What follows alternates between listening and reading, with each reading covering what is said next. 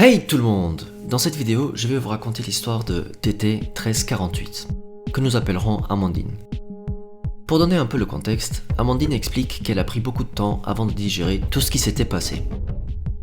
Donc, son histoire s'est déroulée quand elle avait 22 ans et elle était encore à la fac. Elle explique que son appartement d'étudiant était à 3 heures de chez ses parents et que sa famille la plus proche était à 1 heure. Il faut aussi préciser qu'Amandine venait tout juste de sortir d'une relation abusive. Elle se dit complètement dévastée, et en plus de ça, elle vivait avec son ex, et elle dit que le fait de vivre seule était encore plus difficile pour elle. Elle passe ensuite au récit de son vécu.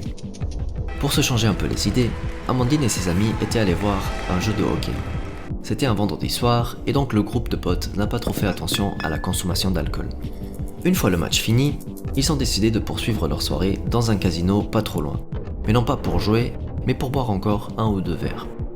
Une fois arrivés sur place, Amandine explique qu'il y avait une grande file d'attente pour pouvoir commander une boisson au bar. En attendant, Amandine commence à discuter avec 3 étrangers et elle finit même par échanger son numéro avec un mec du groupe. La soirée continue normalement et Amandine et ses potes trouvent que le casino est trop rempli et ils décident donc de finir la soirée.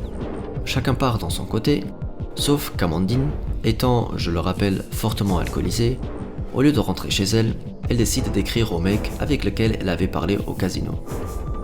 Le mec lui répond en disant que lui et son groupe étaient partis en boîte et qu'elle devait les rejoindre. C'est comme ça qu'Amandine commande un Uber pour ensuite les rejoindre. Une fois sur place, Amandine résume la soirée en quelques mots: danser et beaucoup d'alcool. Elle explique que, comme elle sortait d'une relation très difficile, elle buvait en partie pour oublier les soucis. En plus de ça, elle explique qu'elle n'avait jamais couché avec quelqu'un juste pour un soir. Mais que ce soir-là, étant sous l'influence de l'alcool, elle a accepté d'aller chez le mec avec qui elle n'avait pas arrêté de danser et de parler toute la nuit. Les deux se commandent donc un Uber et se rendent donc chez ce mec. Elle décrit la maison comme étant très propre, et quand elle dit très propre, c'est propre comme dans un hôpital, même jusqu'à l'odeur. Sans même demander, le mec sert un verre de vin à Amandine. Elle dit l'accepter étant donné qu'il avait versé le vin dans le verre devant elle et qu'il a également bu de la même bouteille.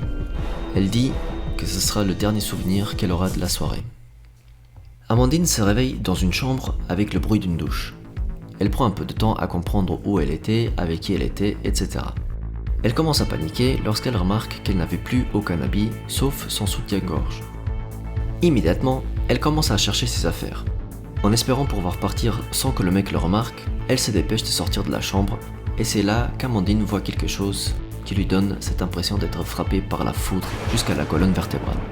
Elle dit que tous les meubles de la maison étaient couverts avec un film plastique. Elle dit qu'elle est sûre que quand ils étaient rentrés de la soirée, il n'y avait pas de plastique sur les meubles. Encore pire, toutes ces affaires avaient été placées sur le plan de travail dans la cuisine, à côté d'un marteau. En voyant ça, Amandine a très vite pris ses affaires et elle sort de la maison sans même s'habiller. Elle dit qu'elle court le plus vite possible sans savoir où elle courait. Après plusieurs minutes, elle dit remettre ses habits, mais qu'elle n'a jamais arrêté de courir. Et c'est encore après plusieurs minutes, elle dit avoir appelé un taxi et qu'elle s'est immédiatement rendue chez elle. Encore aujourd'hui, elle dit qu'un détail la hante encore. Elle a pu retrouver toutes ses affaires à l'exception de sa carte d'identité. Quelles étaient les intentions du mec? Est-ce qu'il voulait garder la carte d'identité comme un genre de trophée? Elle se demande aussi qu'est-ce qu'il a bien pu lui donner comme sédatif et comment il a fait pour le lui donner. Avec le recul, elle réalise qu'elle aurait dû immédiatement appeler la police ou au moins en parler à ses proches. Cependant, elle explique qu'elle n'en a parlé à personne à cause de la honte qu'elle avait. Honte du fait d'avoir été impulsive et honte d'avoir été aussi naïve ce soir-là. En plus de tout ça l'arrange encore aujourd'hui parce qu'elle se dit que c'est probablement trop tard pour faire quelque chose maintenant, sachant qu'elle n'a aucune idée où se trouve le domicile du mec ou même du vrai nom de cette personne. Ce qui fait peser encore plus sur sa conscience, c'est le fait de ne pas savoir si Amandine était la première ou si l'homme avait déjà fait du mal à plusieurs autres femmes et qu'elle avait pu probablement le stopper si elle avait directement contacté les forces de l'ordre. Elle dit qu'elle a encore essayé d'appeler au numéro qu'il lui avait donné, sauf qu'il n'était plus attribué.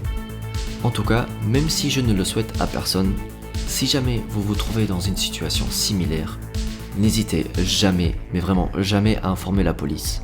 Il n'y a aucune honte à se faire aider surtout que la police, elle est là justement pour nous protéger. Ceci conclut donc notre vidéo de la semaine. Je vous donne rendez-vous dans ma prochaine vidéo, et d'ici là, je vous dis bonjour.